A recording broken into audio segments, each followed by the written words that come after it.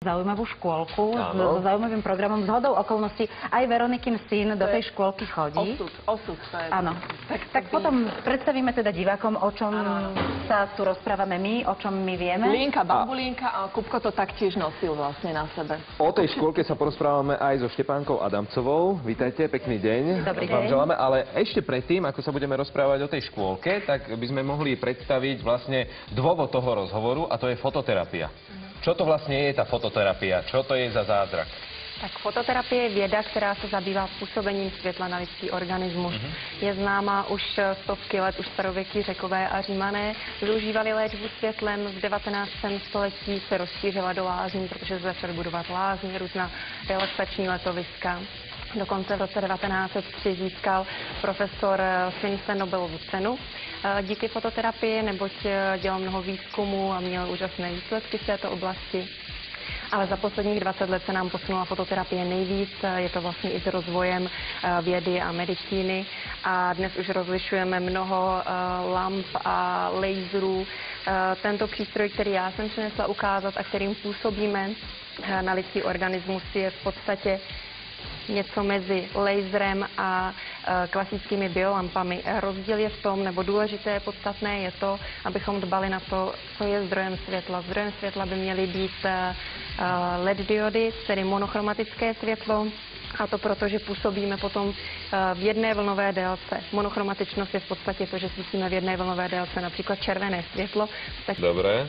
Okay. Ja som chcel iba vyskúšať a nemám sa do toho ale pozerať. Mám sa do toho Takhle pozerať? nepoškodí, ale samozřejmě není to proto, abyste se svítil do očí.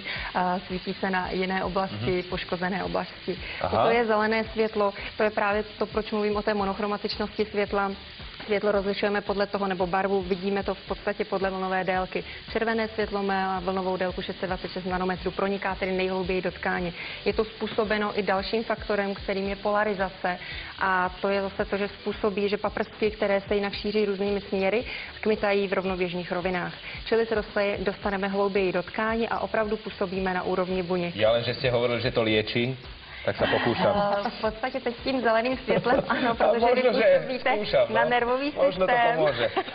Na nervový systém. Nervový systém, ano. A teraz sa upokojujem, takto, keď zeleným světlem? Zeleným světlem, ano, se upokojíte. My nejvíce využíváme červené polarizované světlo, protože to působí opravdu na subbuněčné úrovni a tam spouští různé fotochemické a fotobiologické reakce. Máme aj červené? Máme červené, tímto jsem Môžem, dobre. Červené. Štepanka, a keď rozprávame o tom, teda ako to pôsobí, tak na aké diagnózy vlastne častokrát, alebo najmä sa to používa ako prevencia, pred akými chorobami a nepríjemnosťami? Tím, že právě to červené polarizované světlo má protizánětlivý, analgetický a biostimulační efekt, tak se používá snad ve všech oblastech. Když vezmeme odborné disciplíny, tak tam je to chirurgie, ortopedie, traumatologie, gynekologie, stomatologie, opravdu ve všech oblastech. Budou-li konkrétnější, tak u starších lidí jsou to artrózy, artritidy, revma, bolesti kloubů, bolesti páteře, krční páteře, že je dneska problém nás všech. Snižujeme krevní tlak, obráceně, kdo má problémy s nízkým tlakem, tak působením na určité body můžeme pomoci. Dále bojujeme u dětí malých, jsou to problémy s exémy, atopickými exémy, psoriáza velmi častá, pomočování, ale pak působíme i z oblasti psychiky, jak už jsem říkala kolegovi, tak je to proti stresu. A kdo má problémy se spánkem, poruchy spánku. To má angínu? Dá se to takto? Určitě, je to, tam je nejdůležitější, vy jste zmiňovali zdravou školku, to je projekt, který vlastně jsme začali na podzim loňského roku a podařilo se nám snížit nemocnost o 30%. Jsou to děti předškolního věku v mateřských školách, svítíme 2krát denně po 5 minutách, ale svítí se na konkrétní body, kde je prokázáno, že posilujeme imunitní systém, je to střed hrudníku nebo zápěstí levé ruky anebo solar plexus.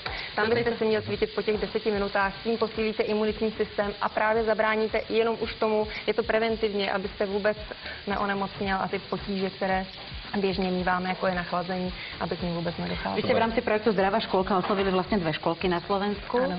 Už poznáte aj výsledky, už ste ich trošičku načrtli, že vlastne tá chorobnosť sa naozaj znížila? Přesně tak. První byla pilotní mateřská školka, byla tady v Bratislavě mateřská škola Krikova, kde opravdu teda pravidelně svítí 2krát denně a tam jsou ty výsledky úžasné. výborný, druhá Kam školka chodí je... aj Veronikin Kupko, o tom Přesně jsme tak, hovorili, jak přesně nám náhodou tak. diváci nerozumeli. Také jsme se o tom bavili a je také velmi spokojená. Ta nemocnost se snížila o 30%, což je výborný výsledek a bylo to znát už asi po 4 měsících pravidelné aplikace biostimulu. Je to jako se vším životním stylem, musíte svítit pravidelně, jakmile přestanete. Samozřejmě ten imunitní systém opět může být oslaben.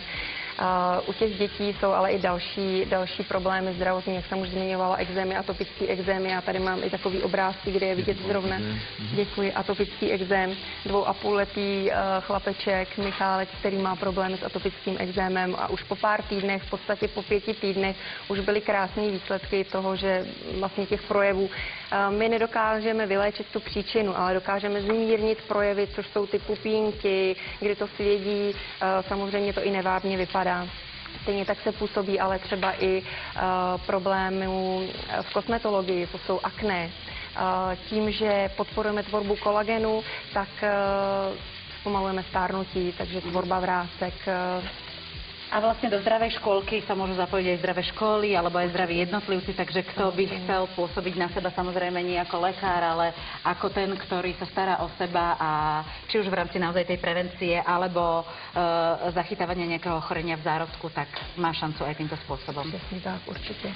Dobre. Štefanka, ďakujeme veľmi pekne za inšpiráciu, za Ďakujeme tip, veľmi pekne. aj za informácie ďakujem za o zdravých pozvání. škôlkach. Všetko Majte sa dobré. pekne.